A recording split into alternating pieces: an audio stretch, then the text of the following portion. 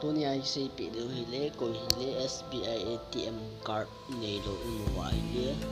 benga cha phalan ko sulu na ATM card apply ka bol ngai na wa mobile phone man cha wa in mona pa na iti ATM card apply ki bol thi de hom se de hin ko hile ATM card apply bol nom do se ATM card nei lo do se pati ke chan be auton video he ka su ka tom non chai ni he je cho video na ka su ka to wa na cho te na ma nên bol pha tia nang nam ni su mo the ya cha pati ke chan na ni ji cha sau ta lo yen abana se no chu ko ile video ve no sen like bol che de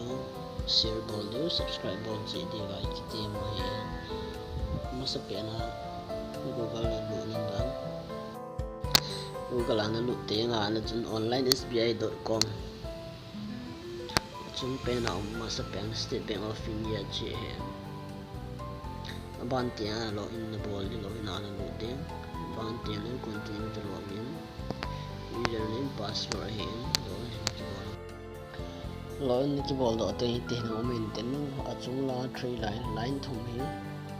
nó sọt rồi tiếng à lại anh nói là e-service cái tiếng e-service anh nói một tiếng và cái phải gì nữa thì là ATM card service anh nói một tiếng ATM card service anh nói luôn tiếng anh nói luôn đó tiếng à cho nuôi lăng pen nè chỉ là bạn nuôi lăng pen bạn à chung á request ATM debit card cái tiếng cho anh nói một tiếng cho anh nói luôn tiếng anh nói chung cha nó lộ tiếng lấy tiền ông tính mà sẽ bèn nó cho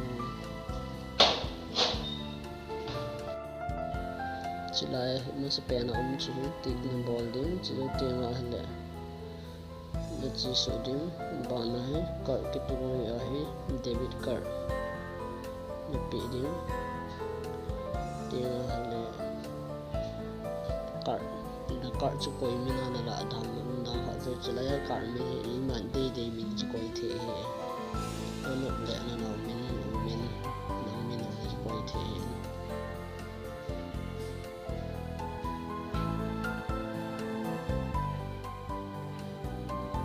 và nó hết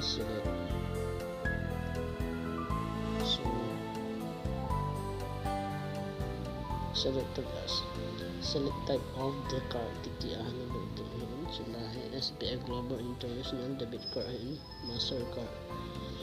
sila hai home way pen select ki bol din home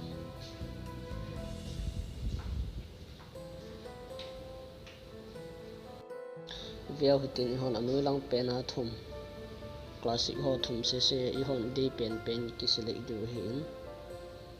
để cho đăng hoa hệ tỷ lệ gầm đăng ngang cho mang thể hiện hoa cho ya bỏ điện hi lo để vào chỗ cái man cái gọi xử lý điện cho Mastercard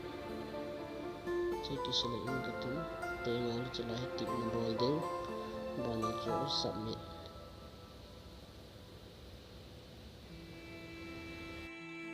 nó bol lo tìm mà cho lại hình tiền hùng chỉ lên tiền nó man là benga address na pi pa at ATM card ni kala dam hi lo hale mun chom gam choma no ma na te ka na cho Manipur mini ala chun gam dangan uma hi le no na muna chan kala no ham asam mini hi le gam dangan na tonga no ma na na muna chan kala no ma lai new address na pi ding hin address ho chun fill zo ting ala submit bol chun hitin chun select